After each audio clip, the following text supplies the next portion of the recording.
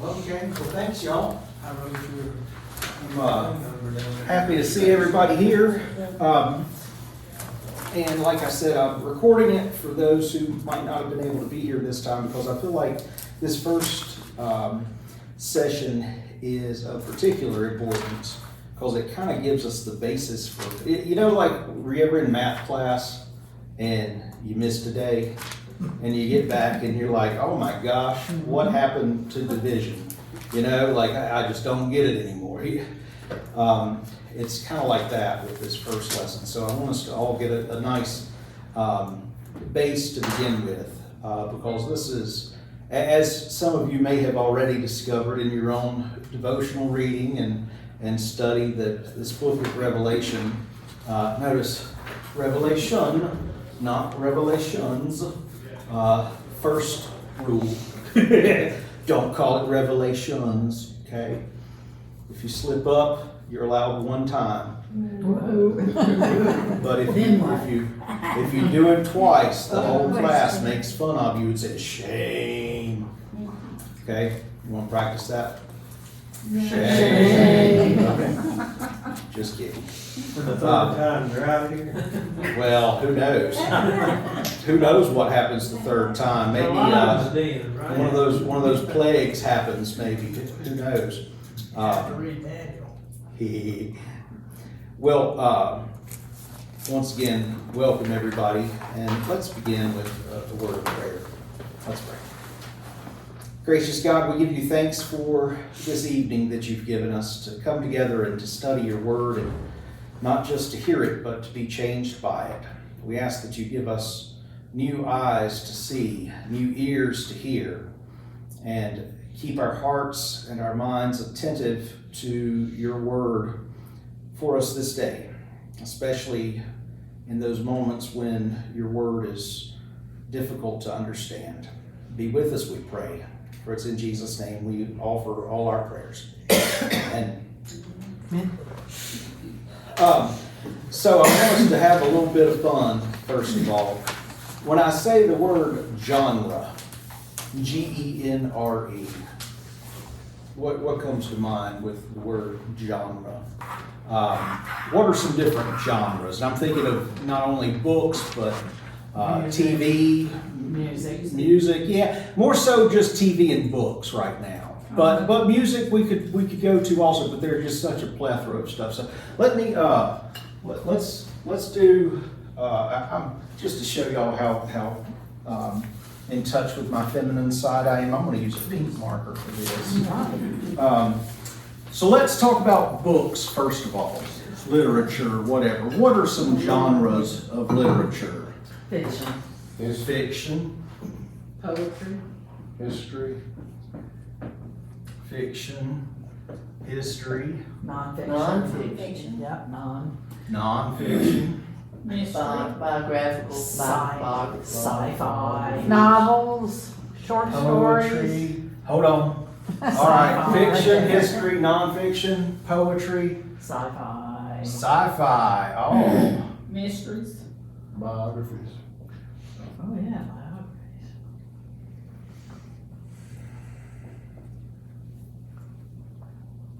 Can y'all read my writing? It's fine. Okay.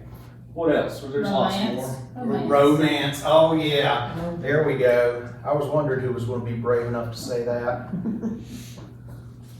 What else? What are some others? Drama. That's my pen, bring it back when And then there's Shakespeare, right? Right. And then there's Shakespeare. Tell you what, instead of Shakespeare, I'm just going to put tragedies. How about that? That's most of what he wrote. Apart from the sonnets, which are very good. So here's my favorite.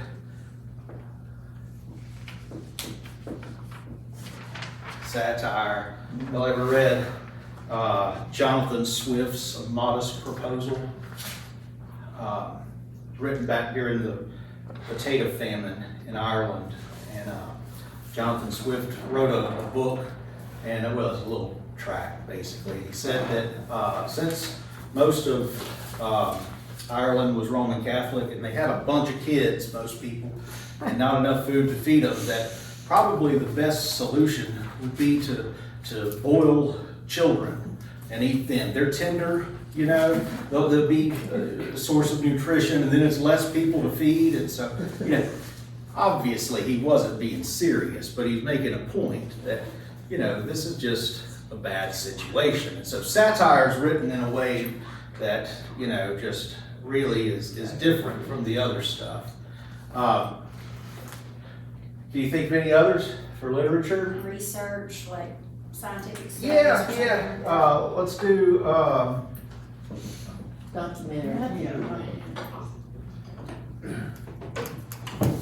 Documentary. yeah. Sort of full. Religion.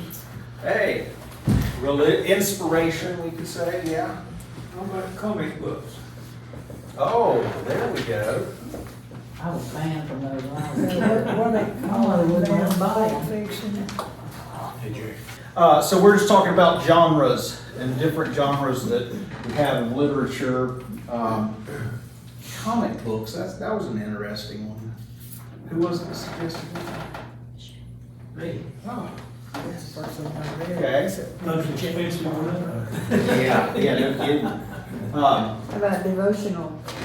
Yeah, or inspirational. Let's switch gears just a bit, and I'll pull up I'll stay in the pink family and do a purple one this time, and we'll talk about television now. It's a little less, what's the word, hoity-toity than you know, it's something, if it's in a book, you seem like you're smarter than if you're watching something, right? But so what are some television genres? And there'll be some overlap here. Western. Westerns, okay. Comedies. My favorite Sitcom. comedies. Documentaries? Yeah.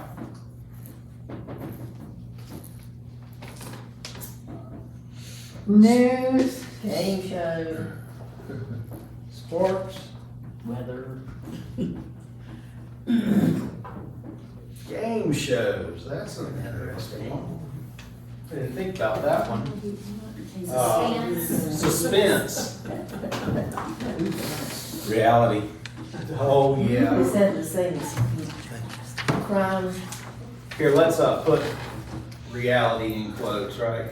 Yeah, Hey. exactly. Has anyone said horror? Sports. Horror, that's a good one. Action, Or- adventure. Action, adventure, yeah.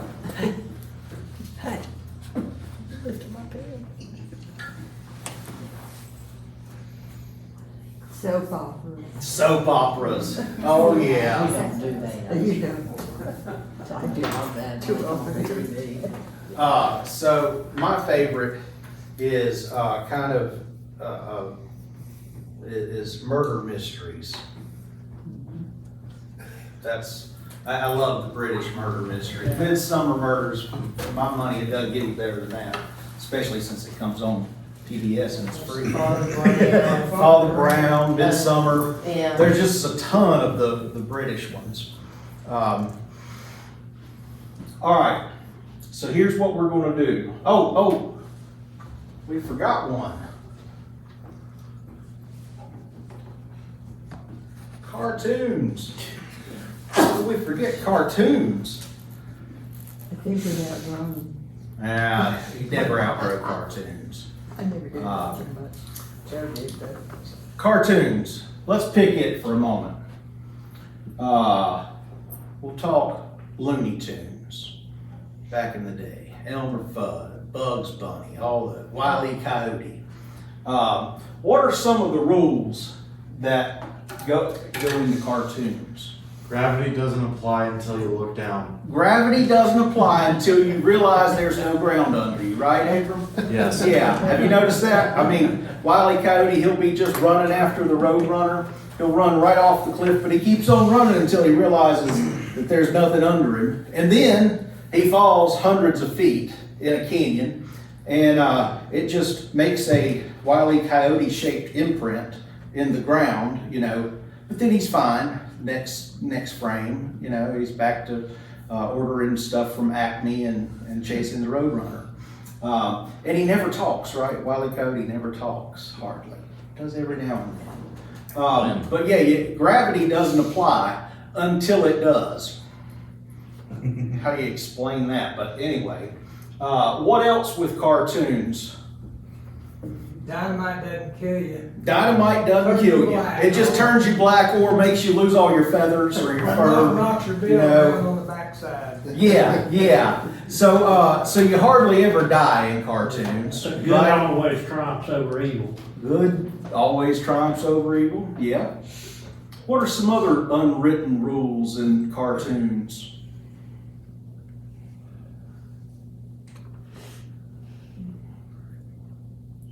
Well, like Bugs Bunny can dress up like a lady, and Elmer Fudd will think he's not Bunny, right? And he'll think he's a pretty lady, which I don't get. but- Disguise is worth it. Yeah. Are there any others like with Looney Tunes?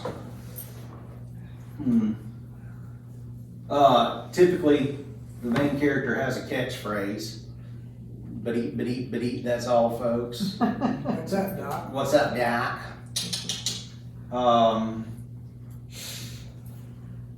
Wescally Webbit. I'll get you, Wescally Webbit.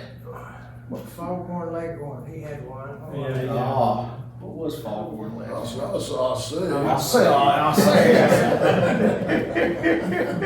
Oh, we got a chicken hawk here, huh? Yeah.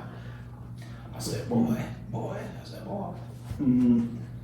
Okay, well, we already talked about a lot of rules with cartoons, didn't we? And they're different, but we all know them. But what if somebody was watching a DVD of cartoons, they came across this in 2,000 years and nobody watches cartoons anymore, and they see this odd thing, they're like, well, that doesn't make sense. That coyote can't just like only obey gravity when he wants to, Murder mysteries. My wife loves Matlock and Murder, She Wrote, which means I have seen all Matlock and Murder, She Wrote. In fact, my wife loves Murder, She Wrote so much that I have been to Mendocino, California, which is where it's filmed. That's supposed to be Cabot Cove, Maine. I have been to Jessica Lansbury's house there, to the Murder, She Wrote house. I have stayed at Hill House. I don't know if that makes me popular with y'all or not. Most of them was. Yeah, down in Atlanta, right? Yeah, and Southport, yeah. So let's go to murder mysteries. What are some of the rules with murder mysteries? The one you thought did it never did. It's never the one you think. There's always that red herring, Yeah. right? Yeah. What else? Tell me about the law enforcement. They're cops. stupid. They're all stupid, aren't they? They're all stupid. Not Hunter. Not Hunter, yeah, and not Columbo. You He was don't good, need, but you don't need a courtroom and a jury. Hunter takes care of it. yeah. Perry Mason was another earlier. Perry May, yeah.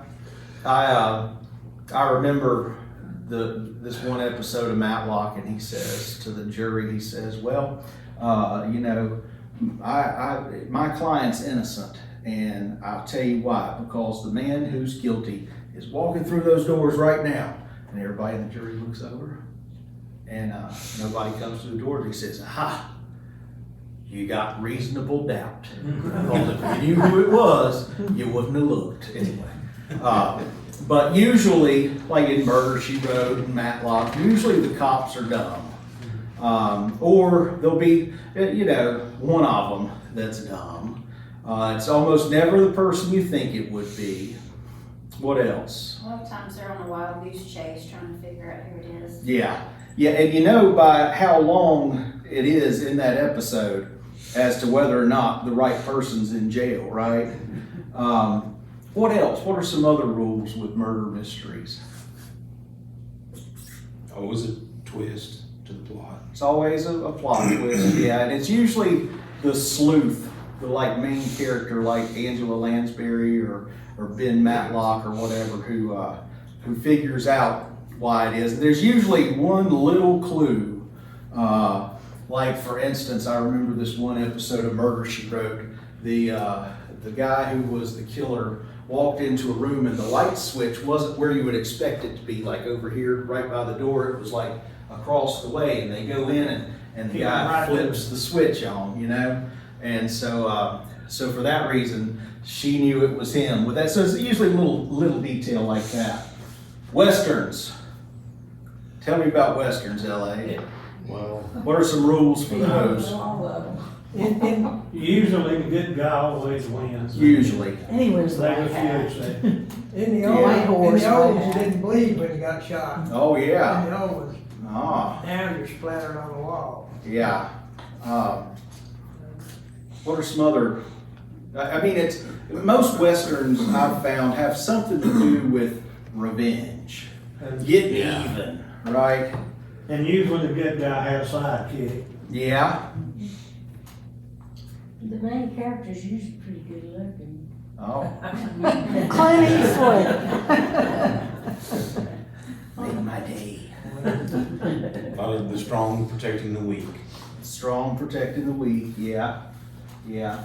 Sitcoms, what are some rules with those? Almost always filmed in front of a live audience, right? Yeah, Abram? laugh tracks. Laugh tracks, yeah, Yeah. yeah. You know, when we had, when we were on lockdown, I was mostly in China Grove at that point, but when we were doing worship videos and stuff, I know y'all were doing them here too. I decided that I would put a laugh track on with my sermon if I made a joke. So in the video, I put a laugh track in. I was like, oh, y'all are too nice. I had too much fun with all that. But yeah, there's, you know, with sitcoms, usually there's a main character who's kind of goofy. Usually catchphrases are in that one too. Soap operas. Oh goodness. Somebody's always dying, but then they're coming back, right? And it was just a dream that happened, right? Never ends. Never end. Yeah. Victor has been on The Young and the Restless. Is he still on The Young and the Restless? I remember when I was a little kid that I would get home from school and I would want to watch He-Man and G.I. Joe, and Victor was on. Well, Victor was on a little earlier, I guess, technically. Because The Young and the Restless was one of the first ones that came on, wasn't it? And you got the little Edge music of Night thing. was a long time ago. There's always pretty people in soap operas, right? And there's usually one evil guy. Yeah. There's a lot of fooling around on the soap operas. Yeah. Love Yeah, there's a triangle. lot of fooling around. Let's scoot over here for just a second. I won't belabor this too much, but whenever we're looking at some of these, romance, for instance, what's an unwritten rule of a romance book? Has to have Fabio on the cover, right? Or some shirtless, muscle-bound guy on the cover, something like that, right? Needs to have some smut in it, right? I had to get my Jennifer's grandmother a Christmas present. She likes smutty romance novels. And I was looking in Ingalls to try to find something, and let me tell you, it's not easy to do, and people look at you too whenever you go up to the red, like I felt like I was buying something illegal. Anyway, but with romance books, you have that sort of thing happening. There's all sorts of rules for all these different genres. This is the point I'm trying to make. And some of them we don't even think about. We just know. The Three Stooges, for instance. I love the Three Stooges. Larry, Moe, and Curly.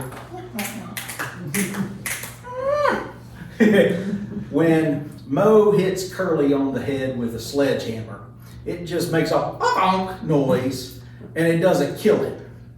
However, if Sean Connery and Richard Gere are in a movie, and Richard Gere hits Sean Connery over the head with a sledgehammer, it doesn't make a honking noise, does it? It kills him. And that's going with that suspense genre. You can't watch the Three Stooges in the same way that you watch a suspense movie or a horror movie. Horror movies. You mentioned that one, Abram. There's always a pretty girl, right? And she's usually not very intelligent. Yes. And She walks- they never run. She always Yes. goes down in the basement. She always goes down to the basement. Yeah. Always answers the phone. It's You know. dark and- Unless it's an Abbott and Costello horror movie. Yeah. Well. Oh, yeah. But we have all these different rules that are built in to these different genres. And we could go on for an hour about this easily. But we have these rules that are there. Whether we acknowledge them or not, we oftentimes just kind of, settle into that mode. And we know kind of what to expect. The problem with the book of Revelation is that we didn't have any of the rules for how to read it, okay? We didn't have any of the rules around all of this until about the last 100 years. As early as 150 AD, Irenaeus, this old church father, Irenaeus said, I don't understand this book at all. And I mean, this is one of the church fathers. This was a big time dude. He was a saint. He says, I don't understand the book of Revelation for anything. It almost didn't make it into the Bible because of this, because it was so, the misunderstandings of it were so widespread. Martin Luther wanted to throw it out. There's just a lot of historical stuff there. And so one of the things that's happened, you've heard of the Dead Sea Scrolls, right? Yes. We may not have heard, or maybe you have, of a place in Egypt called Nag Hammadi. Ever heard of that? There are a lot of codices, which is a codex, or a codices, plural, is a book, but it's made of papyrus or parchment. But it's cut up and made into a book. It's called a codex, Codex. And there were a lot of these codices found in Nag Hammadi that was all about apocalyptic literature. And so let me write that up here, because that's a big word, and we use it a lot, but we use it not.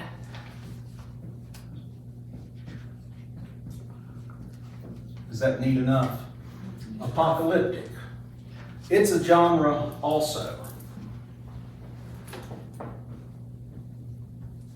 Apocalyptic is a genre of biblical literature. Don't worry about writing all this down, okay?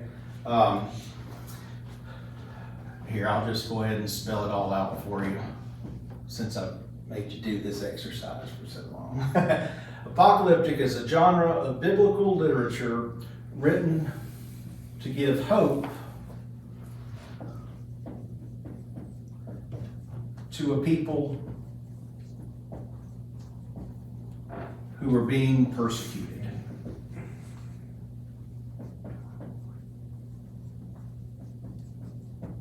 And it's peculiarly Jewish in origin. So one of the reasons why knowing these rules and everything kind of fell out of favor and knowledge in general is that Christianity about this same time became a much more Gentile movement and less so of a Jewish movement. Not to say that it wasn't some of both to begin with, but as Paul's missionary journeys picked up steam and as the New Testament church became less and less Jewish, so to speak, Jewish little subgenres kind of fell out of favor. And so apocalyptic is a genre, and what we have to do, just like we have to understand the Three Stooges is not a suspense movie, and even though the same thing's happening in each of those, it means something totally different, There are the same rules for that And so apocalyptic literature is, number one, highly symbolic. You mind if I erase these real quick?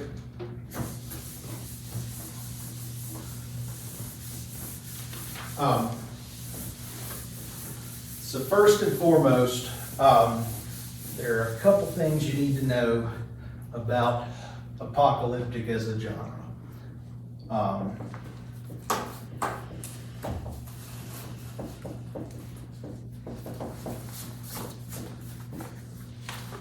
Number one, it is highly symbolic. All right? Highly symbolic. Number two, it has otherworldly visions.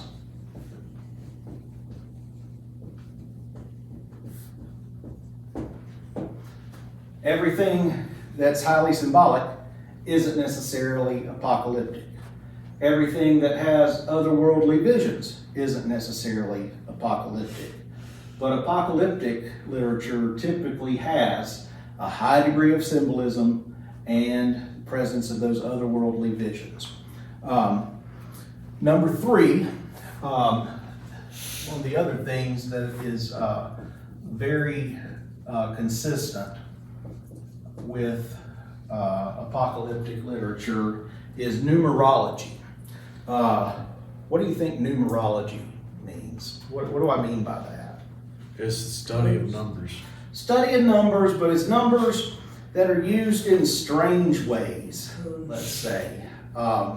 So numbers used in strange ways.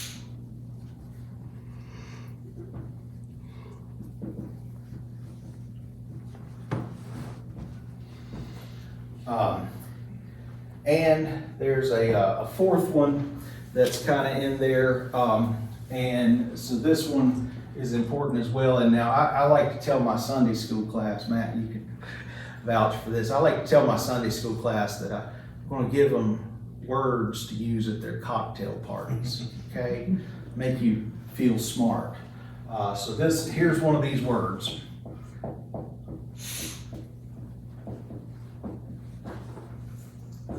Eschatology. Now, that's a good one.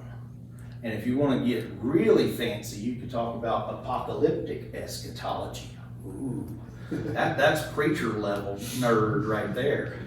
But eschatology comes from the Greek word eschaton, which isn't all that fancy of a word. It just means the end. So eschatology is the study of the end of something. Doesn't necessarily mean the end of existence or creation. It just means the end of something, okay? So sometimes that could be just the end of a period of time. And so the Greeks have all sorts of words like that. Like they have the word kairos, which means time, but they also have the word chronos, which also means time. And kairos is like the time. The time is fulfilled and the kingdom of God is at hand.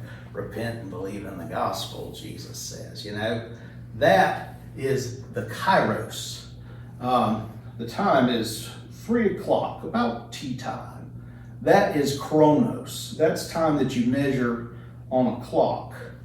But kairos is time that you measure by what event happened. You know, like your first child was born. That issue made you a parent instead of just an adult, you know. So stuff like that. So anyway, these four things are all in apocalyptic literature. However, just because something has one of these four, or sometimes even two of those four, it doesn't necessarily mean it's apocalyptic. But all apocalyptic literature has these things. Some of them to a lesser degree than others, but they all have those four things, okay? Questions?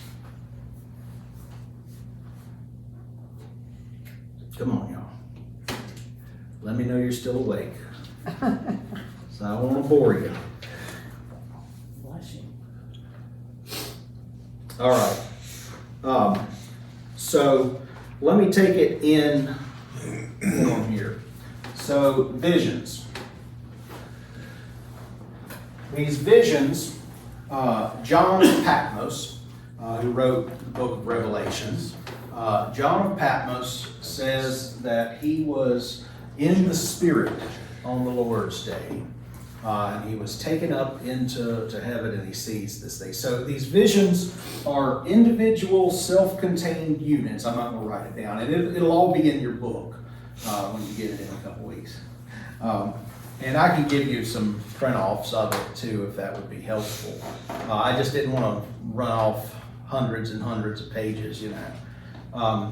And so visions, otherworldly visions, individual self-contained units that are not chronological in order, okay?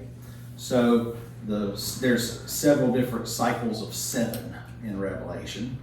And so the 7 bowls don't have to be poured out before the 7 trumpets are sounded. And so each of these units, these visions are individual and self-contained. And one of the neat things I was mentioning earlier, Nag Hammadi, a lot of apocalyptic literature was found there, and a lot of stuff that it reads a lot like Daniel. Daniel, the first 8 chapters, is the only other apocalyptic book in our Bibles. Now, if you got a fancy Bible that has the Apocrypha, there's 2nd Esdras or 4th Ezra. Which also is apocalyptic. But anyway, for all practical purposes, Daniel and Revelation are the only ones that are apocalyptic in our Bibles. So, otherworldly visions have to happen, and usually the person seeing them does not understand what they're seeing, and either an angel or some other being from that realm where they're seeing this vision has to explain it to them, okay? So John of Patmos doesn't understand what he's seeing, and so an angel explains it to him and says, here's what this means. You know, that's very helpful in Revelation when that happens, because then you're like, oh, well, that's what that means. It's kind of like cheating. But the next thing is symbolism. And now I want us to talk a little bit about symbolism here and go into a little bit of detail with it because with symbolism, let me leave this up. Let me erase this. What's the name of this book? Revelation. Revelation. Good job. We can erase that then. Okay, so with the symbolism, I want to change colors. Let's go with blue. Blue's good. Okay, with symbolism,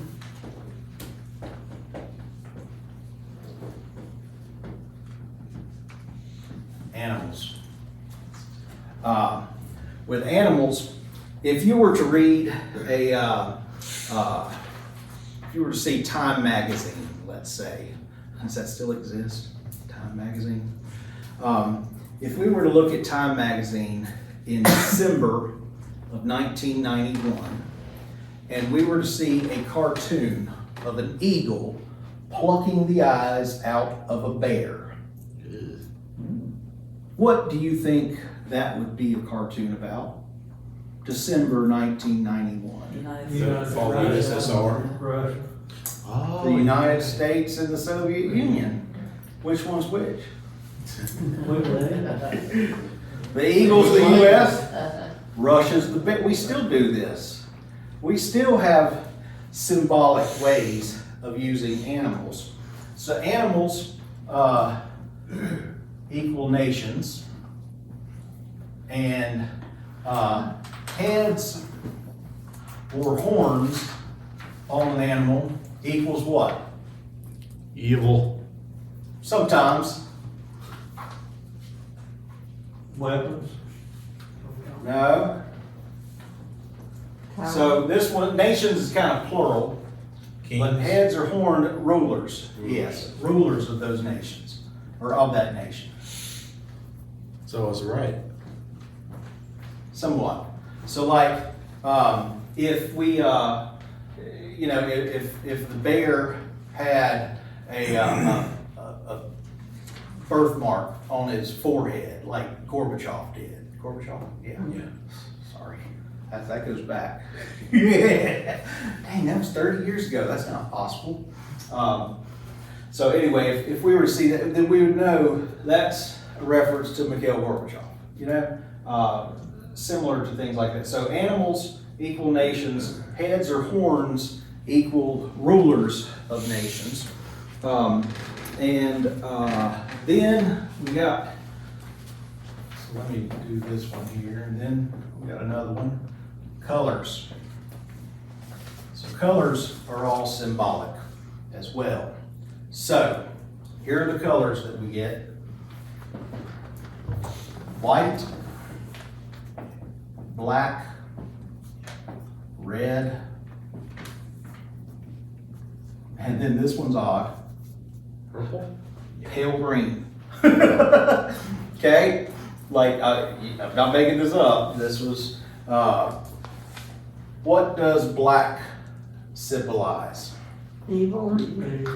No. Death. Dark. Death, or more broadly, a lack of something, which, Life. Absence you of know, light. in time will lead to death, right? But black symbolizes an absence of something or a lack.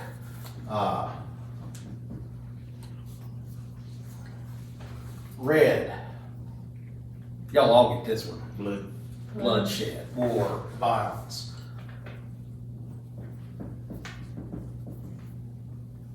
Color of blood.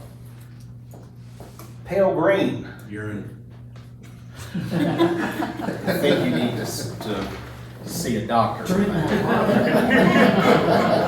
Pale green. You know what is, so they've got it like colorless now, but Clorox bleach back in the day was kind of this pale green color. Do y'all remember like bleach? It had a little bit of a color to it. And it was this kind of pale green. And you know what the Greek word for that pale green color is? Chloros. Huh. Anyway, that's another little freebie for your cocktail parties. I expect to be invited to some of these. So pale green symbolizes death. Because it's also kind of the color people's skin turns when they die, that kind of pale green. White. This one can be a bit of a tricky one. What does white mean? Purity. Not purity. Okay.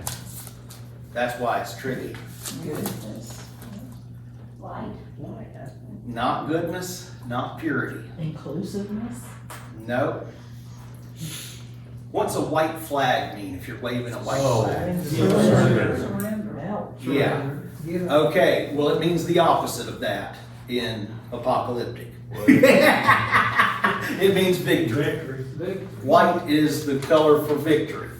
So if there's a guy riding on a white horse, he's not necessarily a good guy. He's simply a victorious guy. Okay?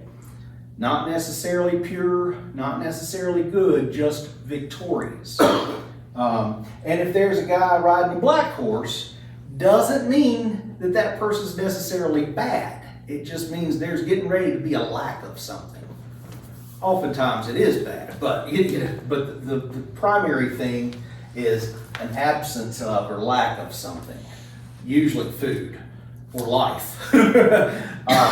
Red, war, violence; pale green, death; and white, amazingly, means victory. How long after the book of Revelation was written before people decided that's what these mean? Until we found a whole bunch of other books that all had these same things, these same characteristics, that all made no sense until you read them together. So the codices helped? Yes, Is that what it did? yes. And pale green is not consistent throughout. In Revelation, it is for death. But in other apocalyptic stuff, sometimes the pale green color doesn't even show up. Why was the other apocalyptic literature not put in our Bible? Well, some of it's kind of crazy. And it didn't have a whole lot of real, like, impact to the people who were most directly, experiencing things. So it wasn't like Paul's letters where, Paul's trying to tell the church in Corinth, yeah, I know you got all these this very cosmopolitan society, but it's not okay to have sex with temple prostitutes anymore. In fact, maybe you shouldn't even eat their hot dogs. You can go to the festival, but don't eat the hot dogs and don't drink the wine. And whatever you do, don't have sex with the temple prostitutes. So it's funny that this has to be said, but Paul's writings had a little more impact to the communities than some of these, because a lot of times, remember, apocalyptic literature is written to a people that are being persecuted to give them hope. Oftentimes, if you're a persecuted person, your whole society's being wiped out or close to it. So that's also kind of one of the things to think about. Yeah, Matt. Question. So, just take, for instance, Revelation. How do we discern the difference between what is true symbolism I'm stealing from your versus class. Sorry. what could be interpreted as what we might interpret as symbolism, but it's actually them just trying their best to describe something they've never seen before? Let's pause it there. Okay. I think in time we'll be able to answer that a little better, but let me try to get through all this Okay. real quick, because there's a lot to cover. But let's come back to that one, okay? Don't let me forget. All right, so we got colors. White's victory, red's bloodshed, black is a lack of something, and pale green usually means death and doesn't always occur in every apocalyptic work. So here, I'm gonna switch to a green one now. All right, Light green? numerology. Oh, that's just regular green. So numerology. I'll put this one up high. Now this will be fun to guess. All right, I'm gonna get my cheat sheet here with me. So, numerology. Number 1, what do you think it symbolizes? God. Number 2, Man? duality. Yeah, light and dark, good and evil, that sort of thing. Number 3, what do you think that one kind of symbolizes? The Trinity? Trinity's part of that, yeah. The third day he rose from the dead. Number 3 comes up a lot, and it's symbolic of God's actions. Okay.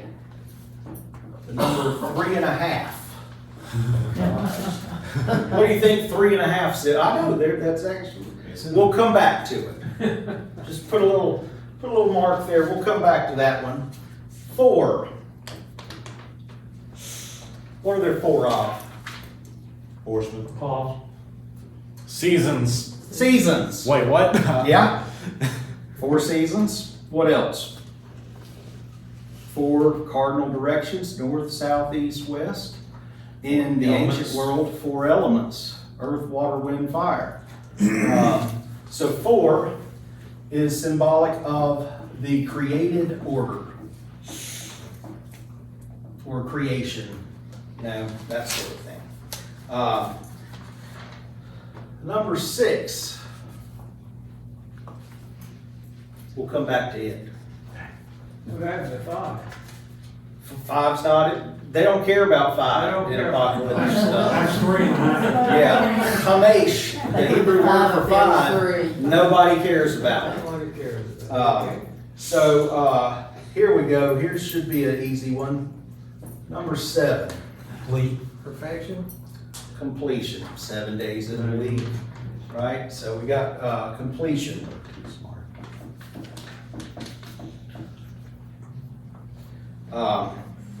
Okay, let's go back.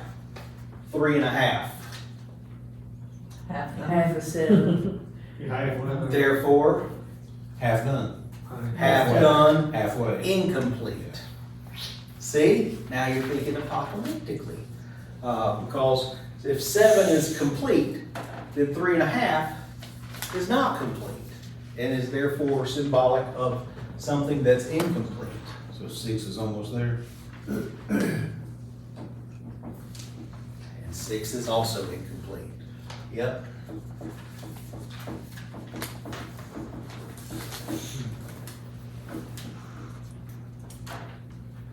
Um, 8. What happened on the 8th day in Judaism?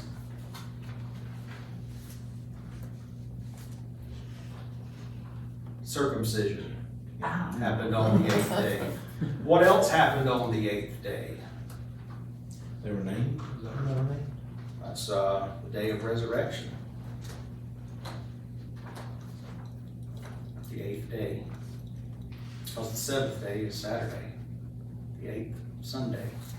And you call it the first also, but you know. So the number 8 is the day of circumcision, day of the resurrection. It doesn't come up all that much in Revelation. It comes up in other apocalyptic stuff a little more, but all right, here we go. Here's another one. 10.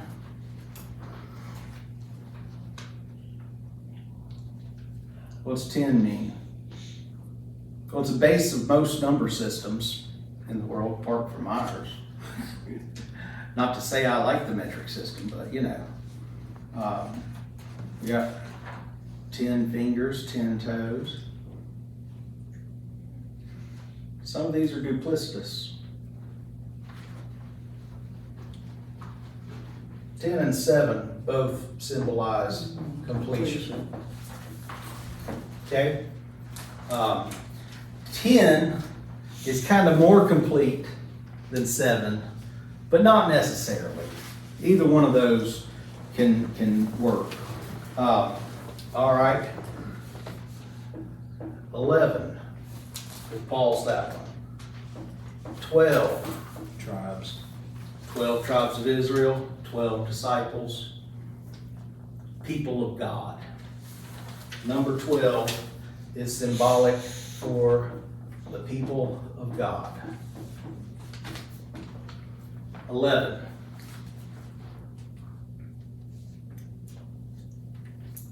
Lukewarm people of God. There were only 11 apostles after Judas killed himself. So 11's not quite 12. Incomplete. 11's another number of incompletion. So you see, we get a lot of repetition happening with some of these. All right, now here's going to be some fun ones. Can I erase this, or here? I'll erase this one. Is that okay? Yeah. Look at that big blue. I'll erase the Duke Blue for Matt. Next number. 42. It's just so random, isn't it? Like we go from 12 to 42. Jackie Robinson. Yeah, Jackie Robinson. I'm making y'all think, huh? 40. 42. Yeah, and I don't like it. 42. 324. What if I told you that the answer's already up here? Incompletion. Incomplete, Why? because Nah, 42 is just Because it's not 6. 44. No. Why is that was good. That was good. Y'all got it right. But why did you get it right? Because you helped us. Why is 42 symbolic of incomplete? I added them together and it came out to 6. Well, no, that's an interesting way. That's numerology. Yeah, kind of like herpes. How about 6 No, times?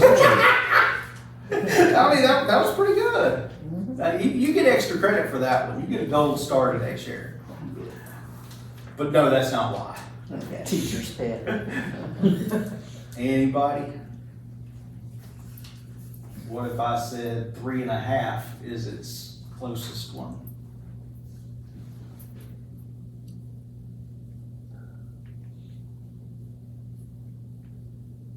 Any, Wild guesses. well, you're an insurance guy. You got 2 insurance guys here.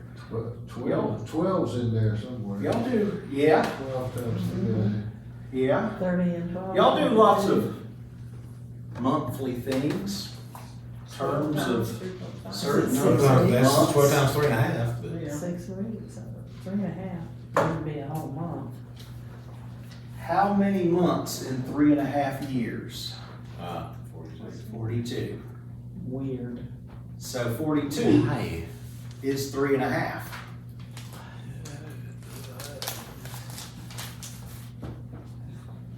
Is 6. Is 11, for that matter. But 42 is 3.5. How you like that? I told you. That's why I spent all this time on these rules and these different genres. Because we got all sorts of things that we think of now that we, don't even like paying any attention. We just know it. But if we didn't know those rules, we'd be confused as heck watching the Three Stooges, We'd be confused as heck watching Scooby-Doo. With Scooby-Doo, the villain always has a mask on under his mask too, And if it wasn't for those blasted kids, I'd have gotten away with it. Anyway. Okay, well, here is some more fun. So we go from 42 to 144. That's 12 12 12s is complete. But what else is it? Gross, isn't it? So remember, 12 is not just complete, but it's symbolic of the people of God. All of the people of God. All of the people of God. There you go. So 144 is, I'll go ahead and get, since y'all hung in there and humored me enough today, I'll go ahead and give you a real juicy one about Revelation that everybody wants to know. And I'll do it ahead of time, okay? Because y'all been good troopers. So, what do you think 144,000 is symbolic of? The Jehovah's Witnesses say that's all that that's gonna be that's in all heaven. that's getting into heaven is 144,000 people. Have you done much math about the number of people on the earth? Especially the number of people on the earth, like over the last 2,000 years? I don't like my chances. I just don't like my chances of that. I don't think that's what is happening with that. I don't think heaven has a fire code of maximum number of people who can be there.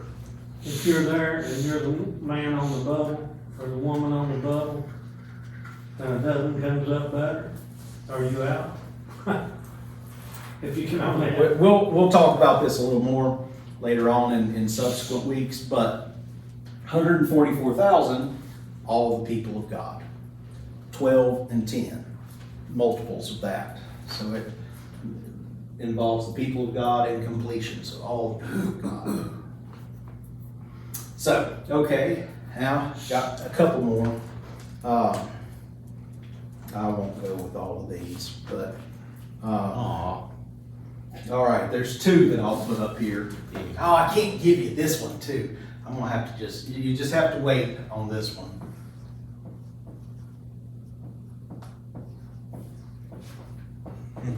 Oh, yeah. We don't like that number.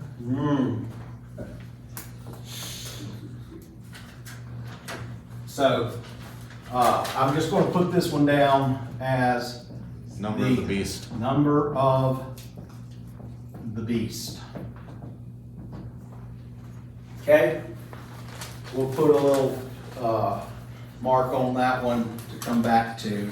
Can't give you all the goodies right now on the first day. However, I will say some manuscripts have 616, others have 666. 616 is likely the original oldest version of it, and only 666 later on. But here's a way of not giving everything away, but explaining it. So in English, we say a horse, but we say an apple. Peace. You know? So we put an N there, you know, an apple. Same thing's happening here with the numbers, but anyway, you'll understand later once we talk about it. That one's a lot of fun.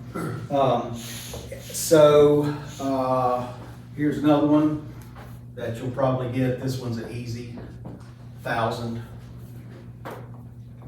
Completion. Yep. So there's a lot of numbers to symbolize completion and incompletion.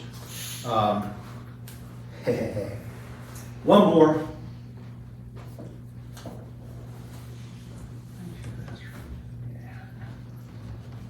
Is there a reason for the duplications?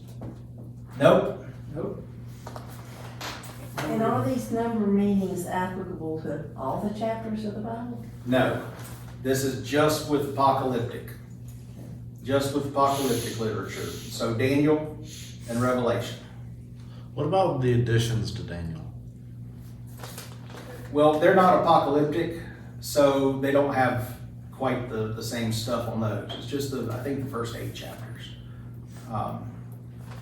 1,260. I guess random, isn't it? Come on, somebody tell me. You got this. Done this before. Come on. No, we haven't. What do you think it's symbolic for? Take a guess. Incompletion. Incompletion, why? I have no idea. That's what I always guess. That was a wild guess.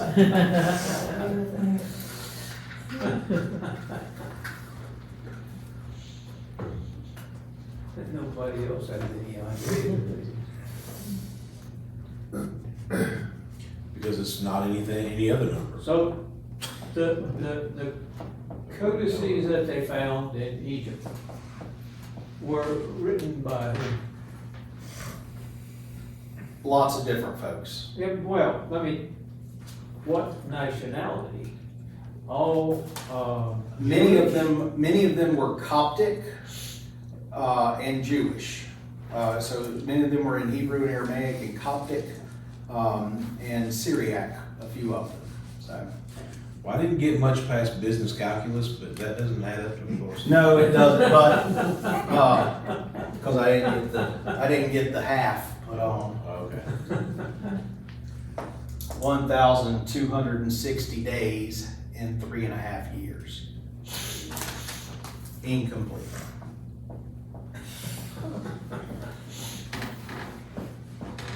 See, y'all could have gotten that. Okay, there we go with numbers. Questions, comments. we're gonna have a quiz on this.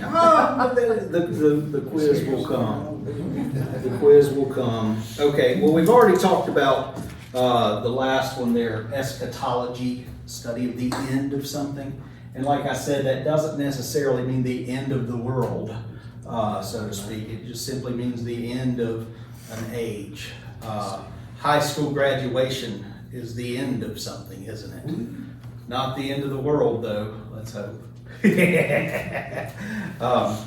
So, any questions with this stuff? I mean, tons, right? But, like, it's all makes sense to some degree. You know, you got to get your mind in a different set. We went to, a couple of years ago, my wife decided that it would be okay for us to spend a whole bunch of money and go see Hamilton up in the nosebleed seats. Let me tell you, I could see the back of the actors' heads. I was up so high, built the theater. And like, it's all done in rap, you know. Like, anybody seen Hamilton? Seen it on Disney Plus has it. Well, it's all done in rap. So it's very off-putting at first. Like, I'm too white, starch shirt sort of guy to get Thomas Jefferson being black and rapping, you know? But about 10 minutes into it, it's like, oh yeah, I get it. Then you go out of there, back to the car, and it's like, yeah, I'm gonna rap everything that I say. That's right, today, I'm gonna do, you know. Apocalyptic's kind of like that. You got to get in that mode, that mindset, in order to really kind of understand what's going on. Okay, the author of Revelation. Who is he? Paul. John. Okay, so we know that his name's John. Here, I'm going to erase this now, because we're moving on to something else. Hey, we're making progress, y'all. 7:05. Are y'all okay to keep going for a little while? What I'm going to try to do is make these an hour, or maybe just a little bit over, but not a full hour and a half each time. But this one probably need an hour and a half, if that's okay. But if you need to go, please feel free. I will not be offended. John is the author of Revelation. What do we know about John? Is this the beloved disciple? That's a big question. Is this the beloved disciple? Is this the author of the Gospel of John? I think he is. Here's what we are told. The revelation of Jesus Christ, which God gave to him to show his servants what must soon take place. He made it known by sending his angel to his servant John, who testified to the word of God and to the testimony of Jesus Christ, even to all that he saw. Revelation 1:1-2. And skipping down a little more, John tells us a little more about himself in verse 9. I, John, your brother, who share with you in Jesus the persecution and the kingdom and the patient endurance. Okay, remember, I said apocalyptic literature is written to a group of people that are being persecuted to give them hope. That's what it's for. Apocalyptic literature is not written to people 2,000 years from now to show them a blueprint for what's going to happen at the end of time. Okay? This is written to a specific people who are being persecuted for their faith to give them hope. So here John tells us right here at the beginning of this, I, John, your brother, who share with you in Jesus the persecution and the kingdom and the patient endurance, was on the island called Patmos because of the word of God and the testimony of Jesus. Okay, so we got John.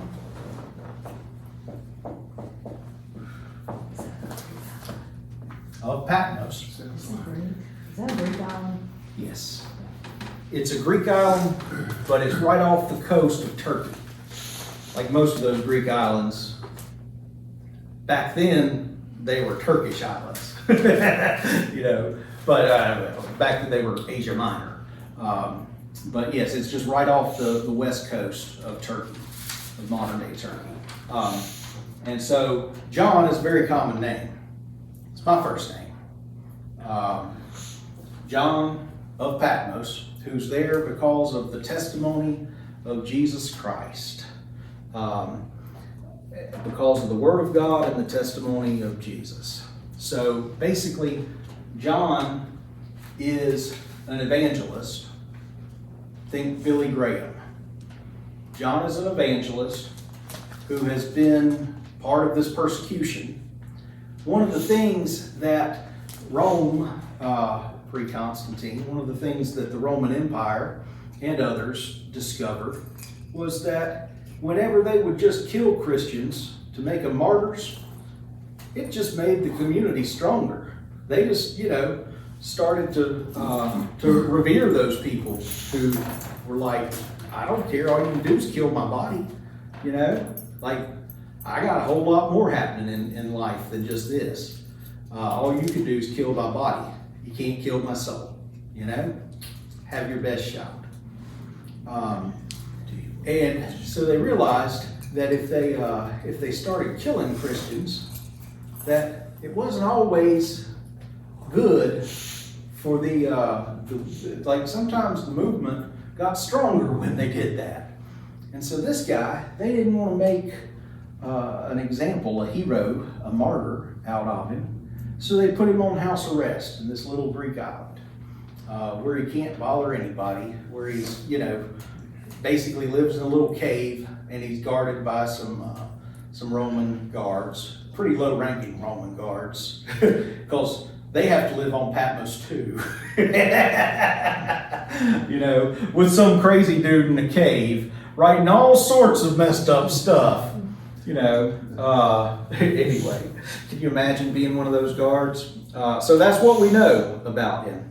However, I would say that we should be hesitant to equate this John with John the disciple. Or at least, let me rephrase.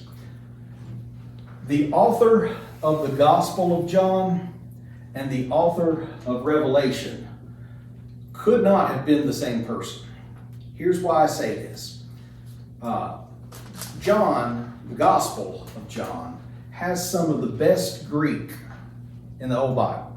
I mean, it's most biblical Greek, Koine Greek as it's called, is kind of a you know, the southern redheaded stepchild of Greek,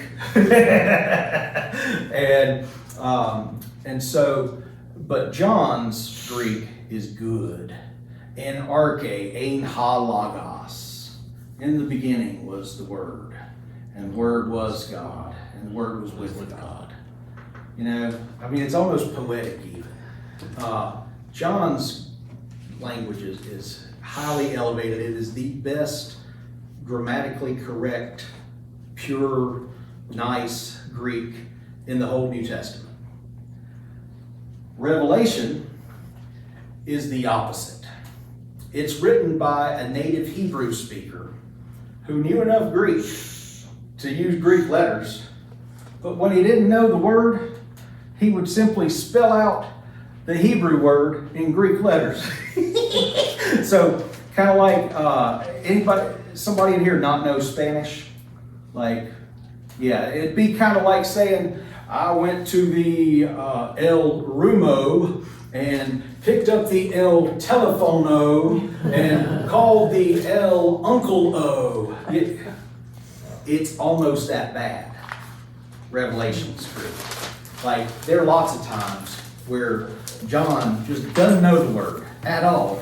Doesn't even bother to ask somebody, you know, hey guard, what's the Greek word for this? You know, doesn't bother to do anything like that. He just puts it in Greek writing, but it's a Hebrew word. One such example, Armageddon. Armageddon. Megiddo. There's a city in the Jezreel Valley, Megiddo, and Ar means either mountain, Mount Megiddo, which it is on a mountain, or city, Ir Megiddo. And so John just put it in Greek, Armageddon. So anyway, we'll talk more about all that too. But John's, it's obvious from John's Greek, from John of Patmos's Greek, that he was a native Hebrew speaker.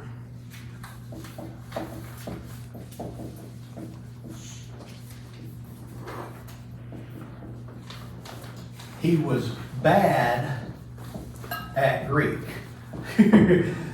He would have gotten an F minus in school with his Greek. And we also know that he is very familiar with Western, I'll just call it Turkey, with what we would call Western Turkey. He was very familiar with all the different cities that are there.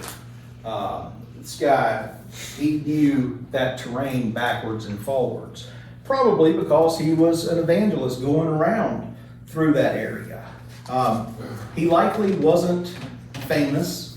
He might have been kind of locally famous in the way that like Billy Graham kind of was, but Billy Graham's sort of the equivalent here of what we're talking about. I believe. I think that's a nice way to think about it.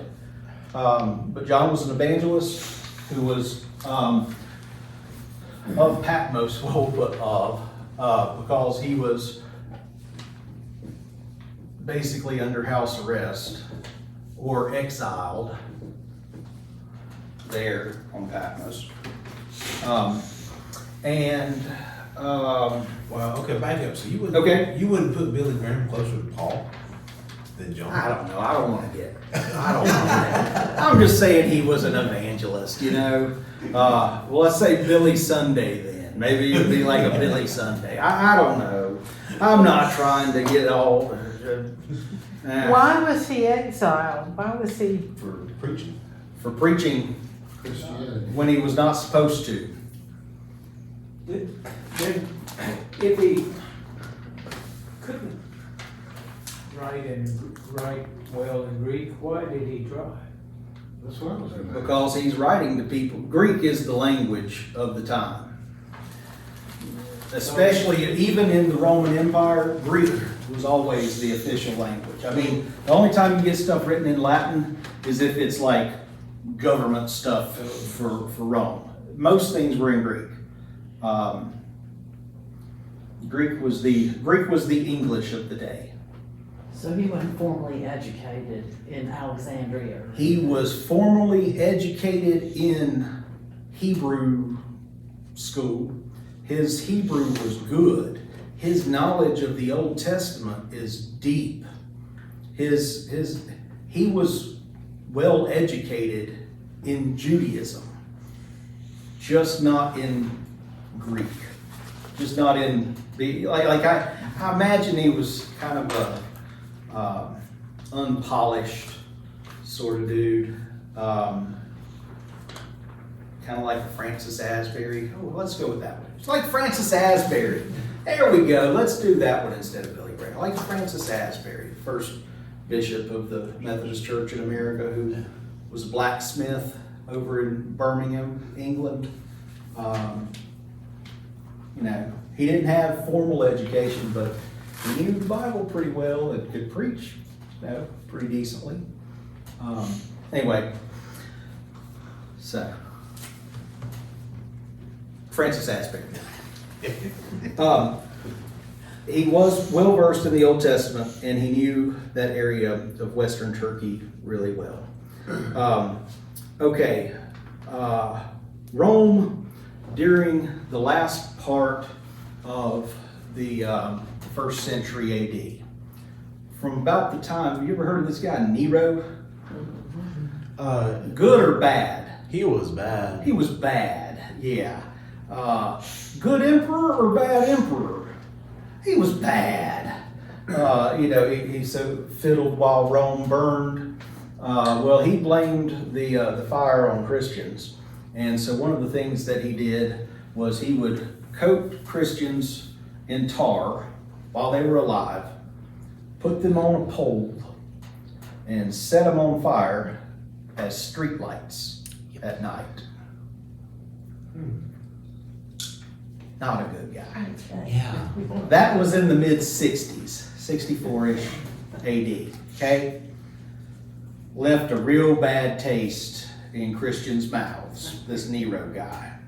Well, after him, it got a little better, but towards the very end of that first century, there was this guy named Domitian.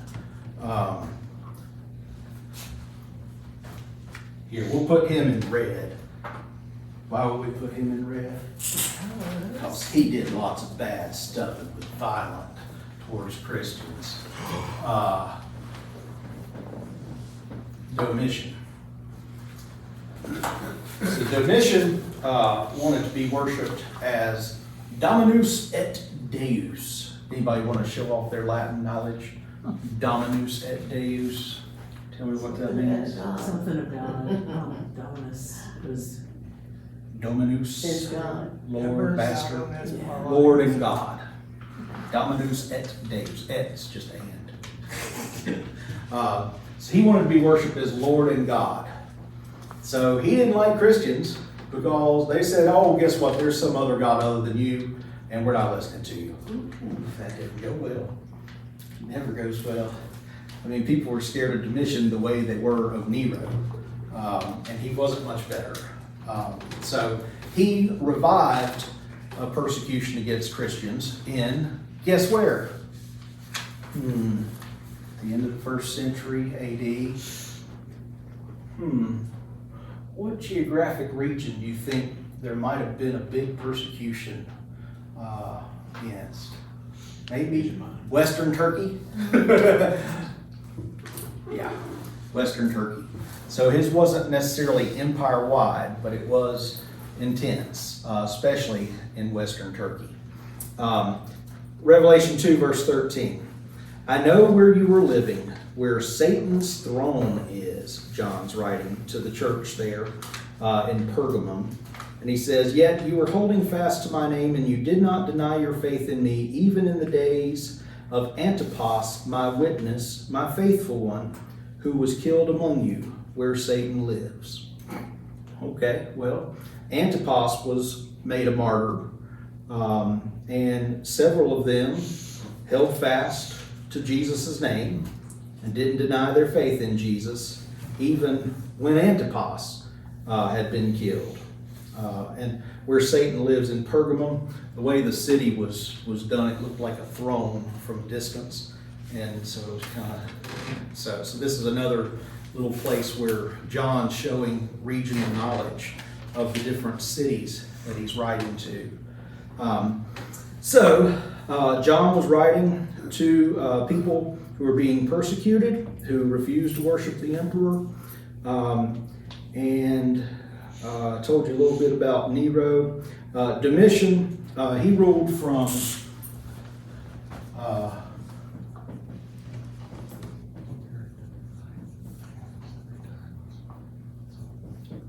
81 to 96 AD. Okay? So we're towards the end of that first century, probably in that last decade of the first century AD. So parenthetically, that would have also put John pretty close to 100. John the disciple. Not to say he couldn't have lived that long, but Like most older people, he might have He forgotten might. some words or. yeah, he might have been one of those real tough cookies. Anyway, this was at the height of renewed persecution. I like this quote from, in the book, when y'all get it in a couple weeks, I put a little quote at the beginning of each chapter, and the quote at the beginning of this one is, anyway, I've called the book victors in the midst of strife. You know the song in the hymn book by Henry Van Dyke, Joyful, joyful, we adore thee. Mortals join the mighty chorus which the morning stars began. Love divine is reigning o'er us, binding all within its span. Ever singing march we onward, victors in the midst of strife. Joyful music leads us sunward in the triumph song of life. That phrase, victors in the midst of strife, I feel really sums up this whole genre of apocalyptic literature. Like I said, it's written to people who are being persecuted. It's written to give them hope. It's written to remind them, you're on the right side. Eventually, just like in those cartoons, just like in those westerns, eventually good will win out. And when that happens, you don't want to be on the wrong side. Oh, one other thing that I hadn't really put up here. In apocalyptic literature, there is no gray area. It is black and white, and that is it.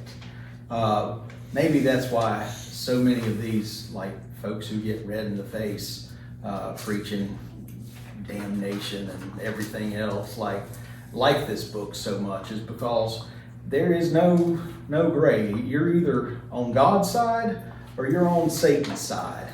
And the only reason that God hasn't come back is because he's given you a chance to get on the right side. Come on over to Cameron instead of that other little place in Chapel Hill while you still can. No, just kidding. Not to. But anyway, it's written to give hope to people who are being persecuted there in Western Turkey towards the end of Domitian's reign, the last decade or so of the 1st century AD. H.G. Wells, he wrote, "Who except cranks and lunatics reads the book of Revelation?" Love that. H.G. Wells. So next time we'll talk we'll get into the actual book a little more. I appreciate your patience tonight. I feel like, I know we spent a lot of time on the different little genres of stuff and the rules, but I feel like it's really important for us to get our minds right, so to speak, when it comes to learning these rules for reading Apocalyptic. Because if we don't learn these rules first, we wind up watching the Three Stooges and not understanding what's happening. Or we wind up watching a suspense movie or something like that, thinking it should be funny, and it's not, And so these rules are important. You don't have to have them all memorized. You don't have to remember that 1,260 is the number of days in 3.5 years, so it's 3.5, so it's incomplete. But it would be a good thing to just commit it to memory to some extent. 7, 10, numbers of completion, 1,000, 12, people of God, 4, the created order. Some of those can be helpful. White, victorious, not good. Black, lack of something, not necessarily evil. Red, bloodshed. Some of these are pretty easy. You don't even have to think about a lot of these. So anyway, we'll get into more of the guts of Revelation next time. And here's what I want you to do. I'm not telling you not to read it. I'm not telling you not to read the first 3 chapters. You can if you want. You don't have to. I don't want you to feel like you have to do homework to come. I really don't want you to feel like, oh, I didn't read this week. I didn't get all my reading done this week, so I'm not going to come because I'm not going to understand. Even if you've not had a chance to read anything, come anyway, because it's not going to be that there's no test. But come anyway, because one of the most important things that we can do, and I'll stop with this because we're almost at 7:30, and that is this whole time that you're reading this book, don't try to think about it so much from the perspective of, oh, I gotta remember these rules. Think about it, try to read it as though as though it's written to you in Forest City, because we're in the midst of being persecuted for being Christians. And the rest of we're not, but you know what I'm saying. These people who think that there's like some great, like crazy plan of everybody trying to rid the world of Christians, like, anyway. But think about it from the perspective of who this book was originally written for. It was written to give hope to people that are being persecuted. So if what you're reading doesn't give you hope, you know, in the midst of a persecution, then I would say you're probably not reading it right. You know? I mean, that's kind of the overarching thing. The most important thing, though, not just like how your mindset is when you're reading this, the most important thing, and this goes not just for the book of Revelation, not just for apocalyptic literature, this goes for everything in the Bible that I feel like is one of the most important things we can ever do as Christians, and that is read what it says. Just read what it says. Don't read what you think it says. Don't read what somebody told you it says. Read what it says. With Revelation, you will be so astounded. I'm telling you, like, you won't flip a page to where you're like, wait, it says that? What? No, I thought it said this. Everything I've seen with these guys on TV have always said this or that, or, you know, I read these 5 fiction books in the Left Behind series, and it was nothing like that. The Left Behind series is not theology. It's fine as fiction. You know, if you want to read it as fiction, read it as fiction. Just don't read it as theology for the book of Revelation, because all that stuff's just totally just out. Way off the deep end. Which you could see why if you're trying to watch a suspense movie the same way you watch the Three Stooges. You know? Like, it's going, if you try to read a satire the same way you read poetry, you know, it's not going to make sense if you're reading a satire the same way that you do a documentary.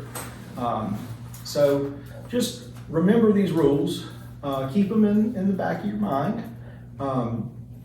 And try to put yourself in the mindset of being someone who is in the midst of a persecution, and this book is written to give you hope.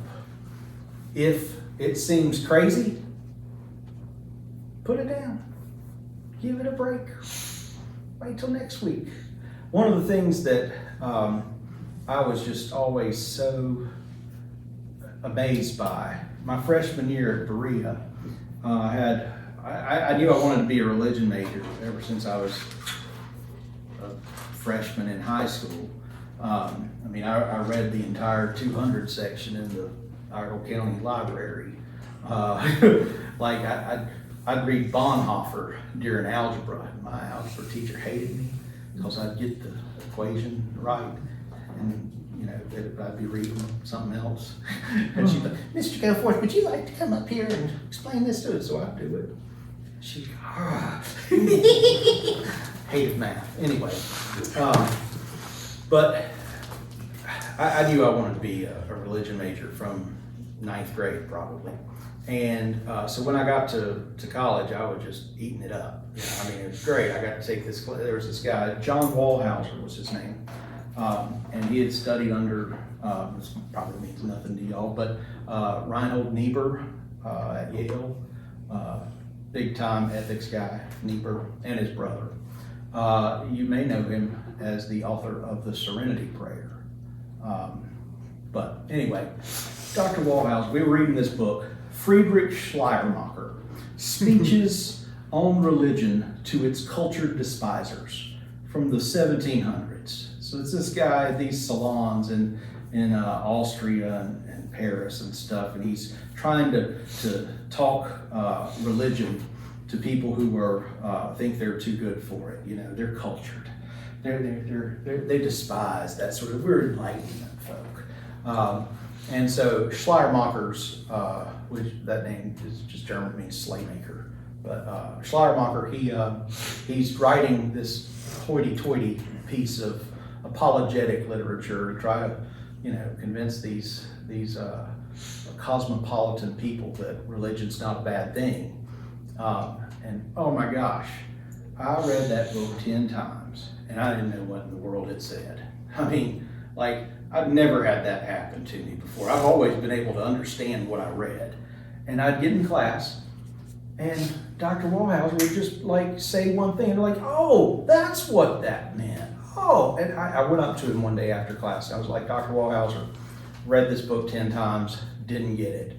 I was in class 5 minutes, boom, it all clicked. How do you do this? Like, how do I not have to read a book 10 times is what I really wanted to know. And he said that if he couldn't explain the most complex thing to the average person he'd meet on the street, then he doesn't understand it himself.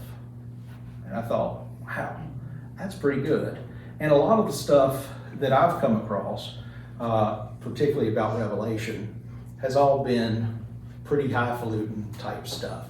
The good scholarship isn't accessible to, the good scholarship's not going to talk to you about the Three Stooges or Wile E. Coyote, you know. And the problem is that the bad scholarship on Revelation is usually written by people who are good communicators to the average person you'd meet on the street. Whereas the stuff that's good scholarship is harder to understand. I mean, it uses words like apocalyptic eschatology and stuff like that, you know.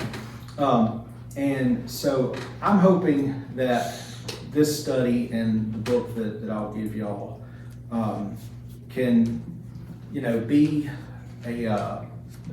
something that's accessible, but also good and not bad scholarship. So that's what I'm shooting for in all this. So anyway, thank you for coming tonight. I'm sorry to keep you the whole 5 minutes over here, but hopefully next time we won't go quite as long. Like I said, it's my goal to do an hour, but we might go over a little bit, but hopefully we won't go an hour and a half each time. And please note those days that we're not, those weeks that we won't be meeting towards the end of June and beginning of July, and also 2 weeks from now, revival school. So anyway, if you have questions, feel free to call me or email me or whatever. I've ordered 20 books. I wasn't sure how many to do, but I don't have to order like any certain number. But if I do in multiples of 10, I get a 10% discount, and if I did 20, I got a 20% discount, so I did 20. So this book we're getting, you've written the curriculum? Yeah, You wrote the book. It's my book that I've written. I haven't been able to get it published because the Methodist Publishing House likes to publish stuff by people who have a church of 28,000 people, or, you know, have a PhD and teach at some seminary. So could they go to the average man on the street and explain it? I don't think they can. See? Or if they can, they might not know what they're explaining. But anyway, so I just did this myself, just so I could have something printed off. So the church is buying them, and the cost for it's a paperback, 192 pages, paperback, and it cost us $7 a copy, so I'm not making any money off of it or anything. Not that I mean, you know. Anyway, that's not why I was writing it. So it'll be here in 2 weeks. Sorry for the delay. That England trip threw my schedule off quite a bit. That's life. Thanks, y'all. Thank you.